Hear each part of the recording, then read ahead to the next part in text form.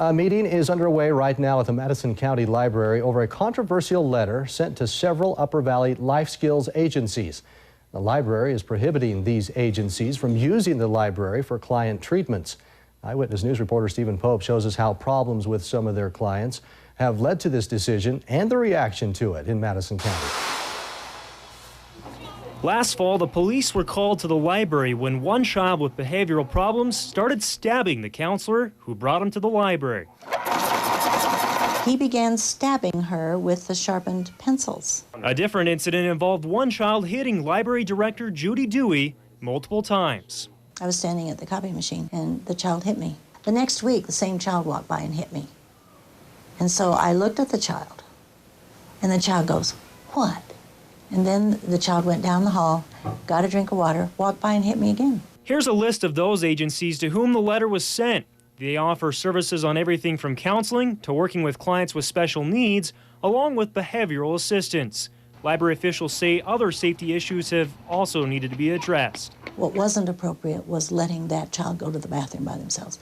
No child in this library should ever be allowed to go to the bathroom by themselves. The Marshall Public Library has had a child physically accosted in their bathroom. However, every agency I spoke to is upset with the library board's announcement. I feel like we've lost a valuable tool, and I feel like we're being discriminated against.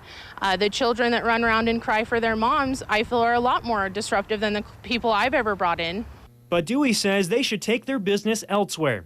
What we are addressing are people who are only using the library as a place to carry on business. They are not using library resources. We are getting complaints from the staff over listening to these children being counseled, a patron who is very upset that this is going on and thinks it is entirely inappropriate. Dewey says those counseling sessions are also taking up space. Tables for 4 are dominated by 2 people and nobody else can sit there. Scott Birkenbein thinks that this is all an indication of a bigger societal problem. There's a perfect example of why we want to get individuals integrated into the community. Because if we have a child that has a disability and our staff sit down at a table that has 4 chairs and the community is afraid to sit down next to that person. Birkenbein believes his agency is not part of the problem and that a better solution would have agencies like his sign in while visiting the library.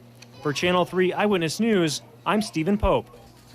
All right, just into our newsroom. Stephen is still at that very meeting, and he tells us the meeting started out pretty calmly with the library explaining the intent of that very letter and how they did not mean it to be discriminatory in any way at all. Then he says it quickly escalated to parents and agencies both arguing against the library's decision. About 150 people were in attendance at that meeting.